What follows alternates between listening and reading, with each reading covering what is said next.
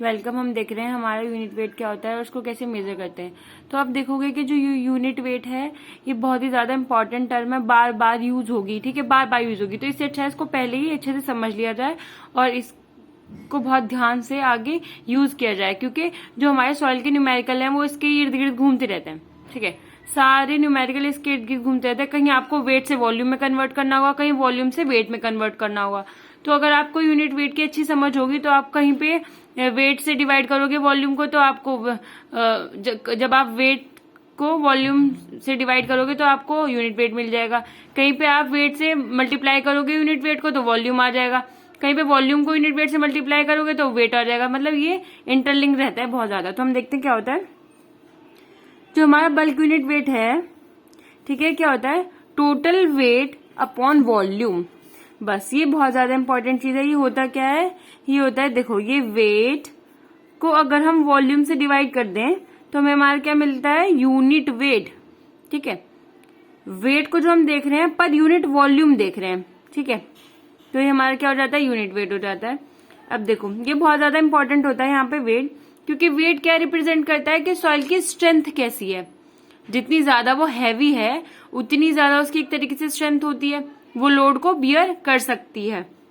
तो अगर आपने दो सैंपल ले लिए के, दोनों के वॉल्यूम सेम है V, पर अगर आपने इसको वेट करके देखा तो आपका आ रहा है 5 kg और आपने इसको वेट करके देखा तो इसको आपका आ रहा है 8 kg।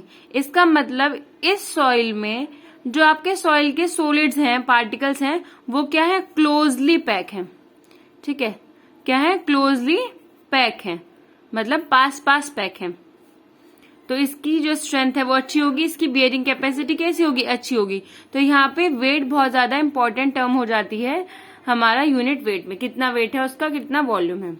तो weight of the soil determination is high degree of precision.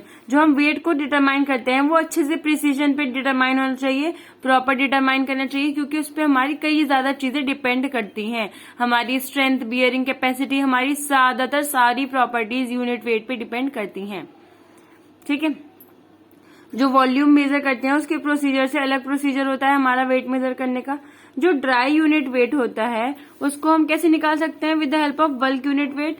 तो जो हमारा बल्क यूनिट वेट होता है, अगर उसमें हम 1 प्लस डब्ल्यू क्या है, वाटर कंटेंट, मतलब वाटर कंटेंट अगर आपका 0.28 है, ठीक है, 0.28 है, इसमें आप 1 ऐड कर दो तो 1.28 हो जाएगा। अब इस 1.28 को अगर आप बल्क यूनिट वेट से डिवाइड कर दो तो आपका ड्राई यूनिट वेट मिल जाता है। ठीक है, कैसे याद करना है हमने, जो बल्क यूनिट वेट है उसमें किससे डिवाइड कर रहे हैं, वाटर कंटेंट में +1 ऐड करके उससे डिवाइड कर रहे हैं। ठीक है जी, बिल्कुल अच्छे से समझ के याद करना है, ये नहीं बस आंख में रट्टा मार लिया, कंफ्यूज हो जाते हैं। फिर इस डब्लू में भी, इस डब्लू को बच्चे वेट समझने लगते हैं। ठीक है, हम देखते हैं हमारे कौन कौन से मेथड्स होते हैं जिनसे हम अपना यूनिट वेट निकाल सकते हैं।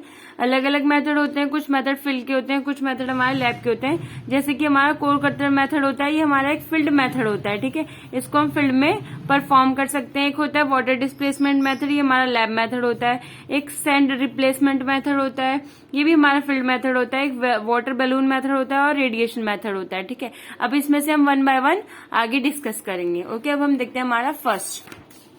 देखो, पहले देखते हैं हमारा कोर कटर मेथड क्या होता है। ये एक हमारा फील्ड मेथड होता है। ठीक है, जैसे अगर ये आपकी सॉइल है, इस पे आपने बिल्डिंग बनानी है, स्कूल बनाना है, कुछ भी बनाना है ना, तो आप क्या करते हो, जहाँ पे फील्ड है आपकी, है ना, इस फील्ड में जाके, ये ग्राउंड है, इस फील्ड में जाके जब आप टेस्ट करोगे तो आप वो कोर कटर की हेल्प से कर सकते हो, इसलिए इसको फील्ड मेथड बोलते हैं, जो आप फील्ड में कर रहे हो जाके।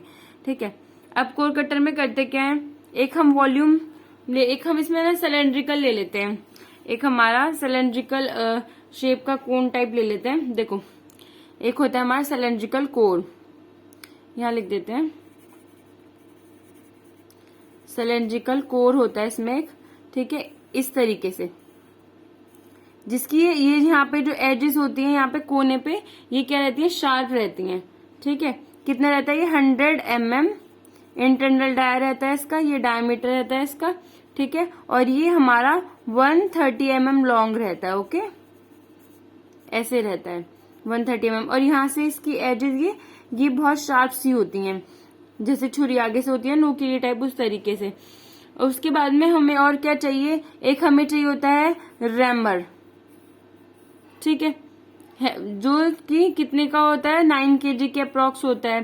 ठीक है, और एक हमें चाहिए होता है इसके ऊपर, इसकी एक कैप टाइप होती है, अलग से मैं बना देती हूँ, ये एक पिक्चर बना देती हूँ, ये एक अलग से इतनी सेम डायमीटर की होती है, पर इसकी हाइट इतनी नहीं होती, कम हाइट होती है।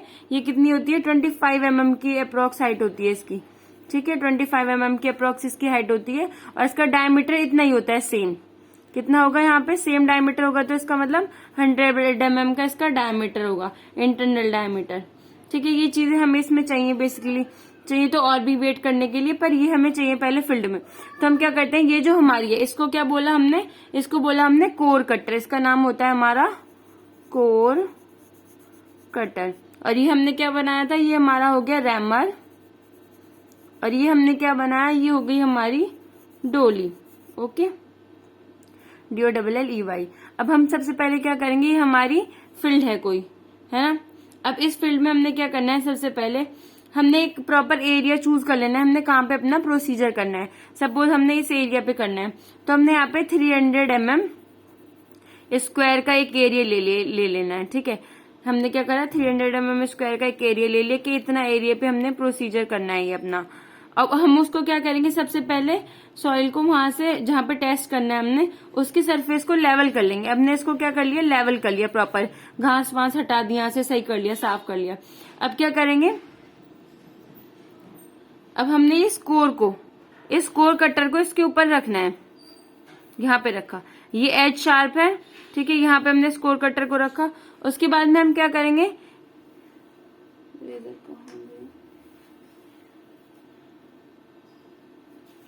इस स्कोर कटर को हमने इसके ऊपर रखा। ठीक है, पहले इसको मैं रब कर देती हूँ, वहां से ज्यादा खिचपिच हो गई है। अब देखो, यहाँ हमने क्या रख दिया, कोर कटर रख दिया। उसके बाद में हमने क्या करना है, कोर कटर रखने के बाद में इसके ऊपर हमने डोली प्लेस कर देनी है। ये हमारी डोली है, ये हमने इसके ऊपर एक रिंग टाइप रख दी, ये भी डोली है हमारी। ठीक है, अब हम क्या करेंगे, ये हमारा हैमर है, इस हैमर से इस पे हम ब्लोज देंगे, चोट मारेंगे।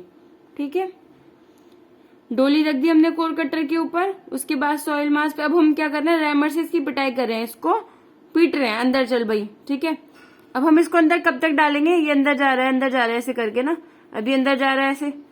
अब इसको हैमर से मार रहे हो तो अंदर चला जाएगा। अब ये चीज यहाँ से दिखनी बंद हो जाएगी आपको। ठीक, अब इसको अंदर कब तक भेजना है, कितना अंदर भेजना है, जब ये आपका यहाँ से जो इतना रह जाए, यहाँ जो आपका सॉइल की सरफेस से ऊपर का डोली तक का हाइट रह जाए, ये आपका कितना रह जाए, 15 mm तक रह जाए अप्रोक्सीमेटली, है ना। ऐसा नहीं है बिल्कुल एग्जैक्ट नाप के उतना ही कर रहे हैं, अंदर चला गया तो वापस बाहर खींच लिया, नहीं, अप्रोक्सीमेटली 15 mm हो जाए, ये एक ना रह जाए, जब तक आपने इसको अंदर पीट पीट के घुसाना है।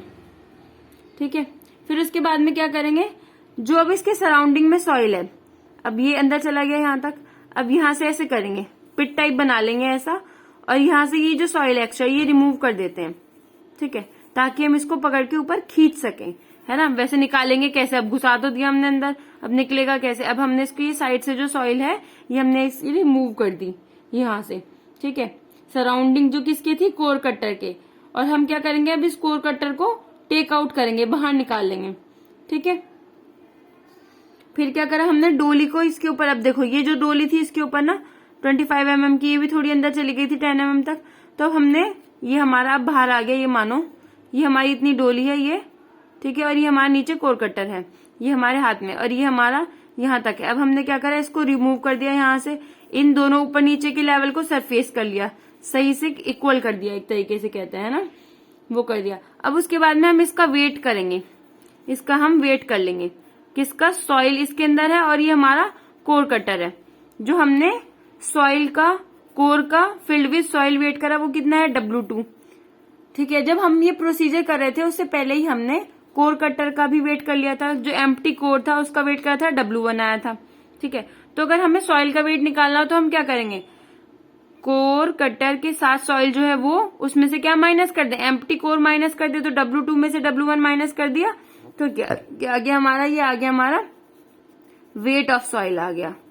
ठीक है, इसको किससे डिवाइड करा हमने, वॉल्यूम से डिवाइड करा, किसकी वॉल्यूम से, कोर कटर की वॉल्यूम से डिवाइड कर देंगे, तो हमें क्या मिल जाएगा, हमारे यहाँ बल्क यूनिट वेट मिल जाएगा। और हमें पता है हम ड्राई यूनिट वेट निकाल सकते हैं बल्क यूनिट वेट से, bulk unit weight upon 1 + W। W is a water content over here. ठीक है, तो हम इस प्रोसीजर को कुछ इस तरीके से करते हैं। अब हम देख लेते हैं हमारी इसमें थ्योरी क्या है। अगर आपने डायग्राम्स बनाने हो तो आप एग्जाम्स में ये बना के आ सकते हो ना, ये प्रॉपर सही से साइड में। मैंने तो जस्ट समझाने के लिए बनाया। तो कोर कटर होता है ऐसा जिसका वॉल्यूम हमें पता होता है, ऑब्वियसली हम इसको यूज करें, इसका वॉल्यूम हम आराम से देख सकते हैं। तो ये इसका वॉल्यूम भी हमें पता है और हमने वेट निकाल लिया। कैसे निकाला वेट? ये लिया, इसको इंसर्ट कराया इसमें हैमरिंग से पिटाई करके। कब तक पिटाई करी? 15 mm तक रह जाए।